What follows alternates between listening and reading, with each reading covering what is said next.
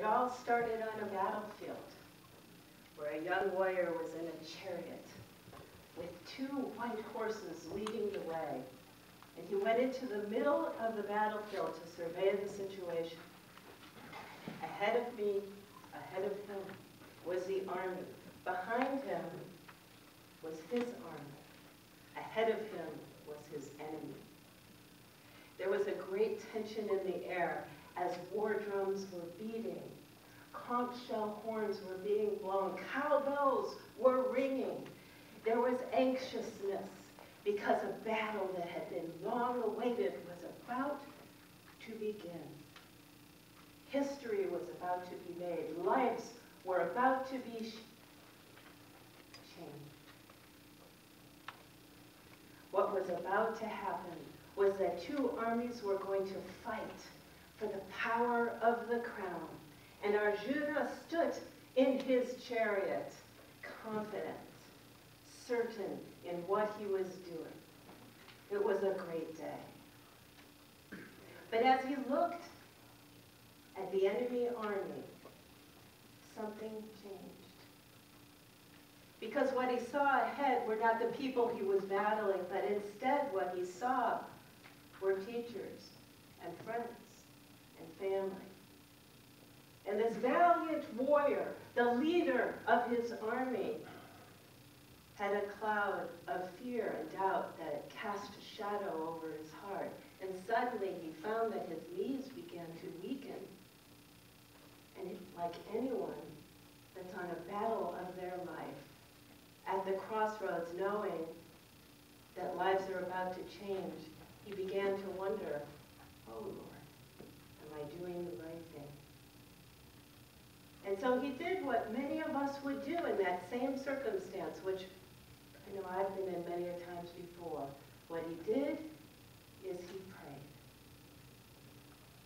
prayed. Oh dear God, what have I done?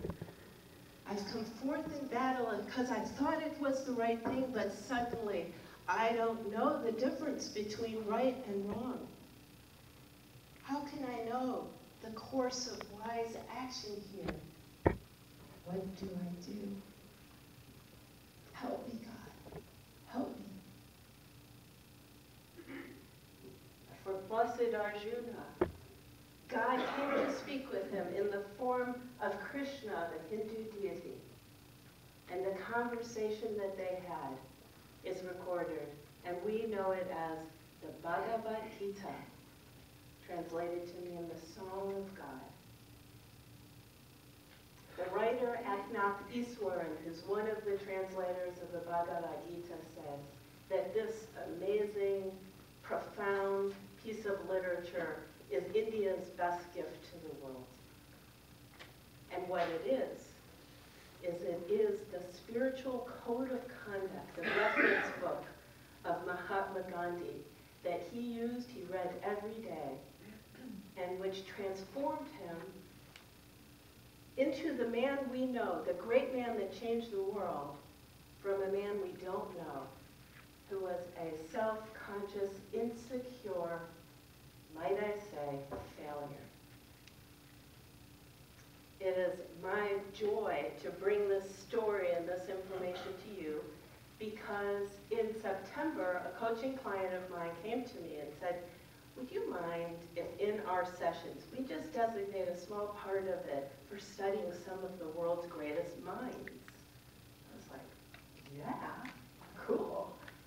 And so we started with Gandhi. And so I began to read about him. And if anyone wants to know about Gandhi, you have to read the Gita. And this book I've been studying from the fall until now, and it has been rich and shifting in my life, and so it's a joy to bring it here. So what we're going to talk about today is the shift that Gandhi made from a self-conscious, fear-ridden failure of a man to the man who changed the world. And we're going to see how we can use his guidance so that we can polish our own selves and make our souls shine bright, and that we too can change our worlds. How does that sound? Good. Sounds good. Sounds good. So, Arjuna's on the battlefield. Krishna's talking to Arjuna. And what Krishna relays to Arjuna is that if he was to look at this battle right here, just as we look at our battles in life, if we are to look at this battle, we feel limited amidst the constraints of all that is around us.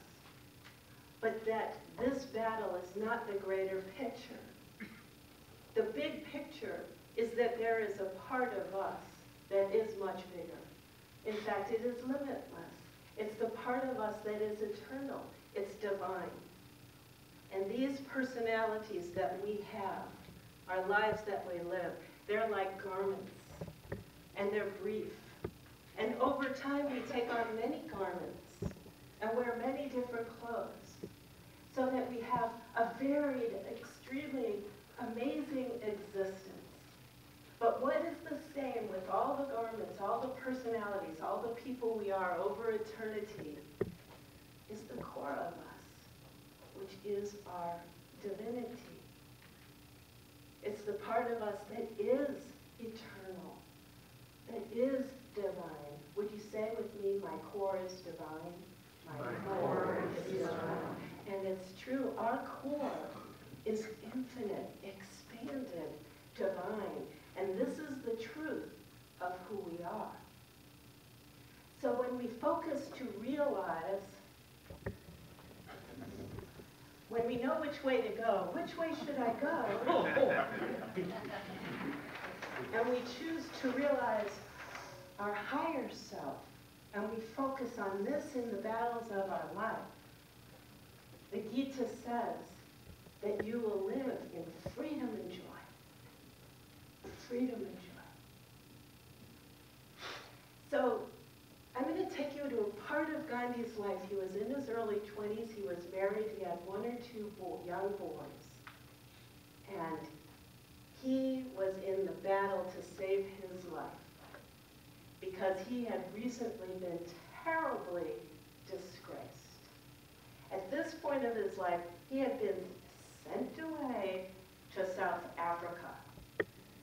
And it's because when he first became a lawyer just months earlier, and he was in Bombay, his first case was a really petty case, like a $10 case.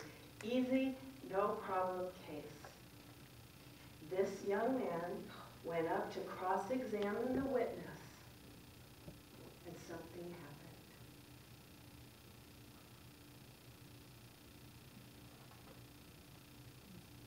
happened.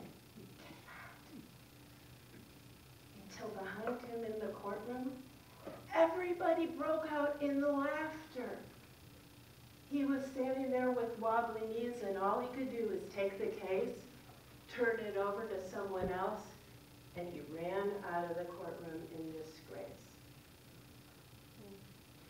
Can you imagine? Sadly, this was not the first failure for our Gandhi. Not at all. He was a very, very, very shy, self-conscious man. He didn't do so well in high school. He just got mediocre grades. And he had a vague ambition to become a doctor. So he went to college. And in 5 months, he had to drop out because he failed all his classes. The only reason he became a lawyer is because an uncle advised the family to send him out, send him to London to become a lawyer because it's held in high esteem, but it's actually notoriously easy, so they knew he could get through it.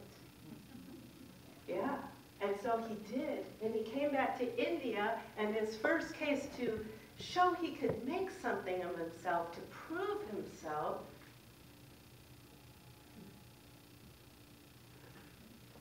so here he is in South Africa. He gets there because his brother had heard of a little legal job in South Africa. Not at the esteemed level he should be at as a lawyer, he's more like a clerk. But all he has to do is advise some other lawyers, get through the job for a year, and at least he's done something right. So this is the battlefield for Gandhi. And it's at this point that he picks up the Bhagavad Gita, something that, of course, in India, of course, he's read it before, he knows it. But this time, he reads it, and it speaks to his heart. One thing to note, Gandhi was not Hindu. He was very interfaith. He read all sacred texts, but this is the one that was his guiding force in his life. So he read the Bhagavad Gita, and the theme that got to him was this. It says, one who renounces everything for the love of serving others lives in freedom and joy. One who renounces everything for the love of serving others lives in freedom and joy. So here he is. He's disgraced, humiliated. His family doesn't know if he'll make himself of anything in his life, and quite frankly, I would think he probably doesn't know if he could do anything either. The book says to renounce everything, but what would you do if you were him? Would you feel sorry for yourself? I can tell you for sure I would. I know I would. Would you fear that this is just the pattern that's going to unfold the whole rest of your life? Would you think, okay, man, all I got to do is under the radar, do my little bit of work, just get it done, and in a year go home with buddy that, you'll be fine. Or would you think, you're the man. You got to step up. You got to show what you're worth so people can see what you're doing. You got to bring in some bacon because you're raising a family now. Come on, man, get yourself together. Right? Well, these are at least two of many, many voices in his head pulling in different directions. But the Gita says, renounce everything for the love of service to others. And Gandhi has found that his challenges, as he tried to fix them in the outer world, didn't work. So what he was going to do is try to make changes on the inner world and see if they affect the outer world. So he didn't listen to these voices. He renounced them, voluntarily let them go. And he looked at this little case, turned out to be really complex. It involved years of business transactions, and he needed to understand accounting. So he taught himself accounting. What he wanted to do is find the truth of the case so that he could serve the people that he was representing. And so he went through and he taught himself everything, and he got to know this case better than anyone involved. And then when he saw the truth of it, he knew that the way it would unfold would take months, if not years, in the court system, which would pad the lawyers' pockets and serve nobody else. But what he did is he went in and he persuaded both sides to settle in arbitration in a way which both sides were satisfied. Everybody won. So what he did is he went into it to serve others, and for the first time in his life, success. They saw him as a man of integrity. What happened here is that both Indian and white South Africans saw that they could trust him, and they liked him, and he started getting more and more jobs. And this is what I found really cool. He said, from this experience, I realized the true purpose of being a lawyer is to bring two disparate parties together, to reach into their hearts and find how to unite them. And if you learn about Gandhi, that's actually all he ever did, is go into people's hearts and unite disparate parties in a higher truth.